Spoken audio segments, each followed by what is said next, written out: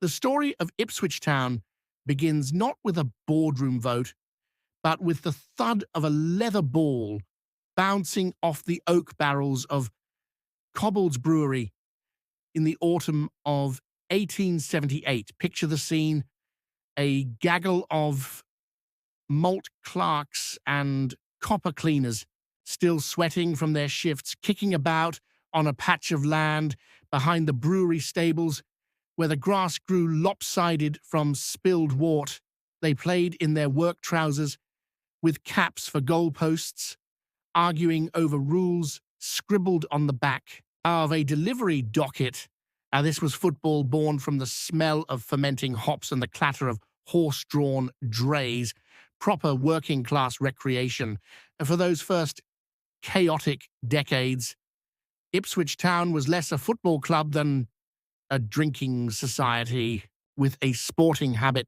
The original ground was little more than a pasture off Portman Road where sheep still grazed during midweek.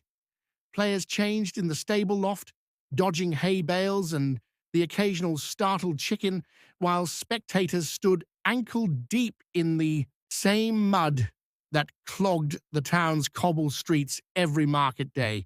The early kits, a hodgepodge of whatever fabric could be begged from local mills, made the team look like a walking sampler of Suffolk textiles, all clashing checks and faded indigo. The turning point came when the Cobbold family, the undisputed ale barons of East Anglia, took proper notice. In 1892, legend has it, young Captain John Cobbold first saw the team play when a stray shot shattered his carriage window during his Sunday constitutional. Instead of demanding compensation, he sent round a hogshead of beer to steady their aim and became their first proper patron.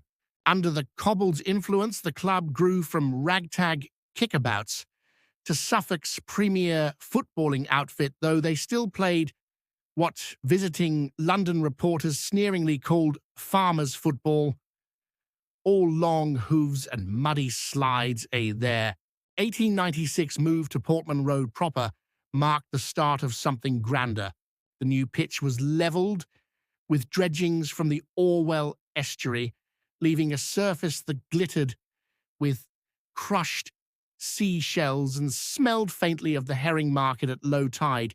Here the team developed their signature style, what old-timers called the Suffolk shove, where burly defenders would shepherd attackers into the boggiest patches near the touchlines. The crowd, a mix of brewery workers and dockers from the nearby wet dock, roared approval from their perch on upturned fish crates. When war came in 1914, the last pre-season match saw the team photographed in their new kits. Proper blue shirts, at last standing shoulder to shoulder with recruits from the Suffolk Regiment. Half that squad wouldn't return from the trenches, including young inside left Arthur Bright, who'd once scored 4 goals against Norwich despite having his boots held together with fishing twine. As the whistle blew on peacetime football, nobody could have imagined this brewery team would one day conquer Europe, but the foundations had been laid quite literally in Suffolk mud and Cobbled's ale.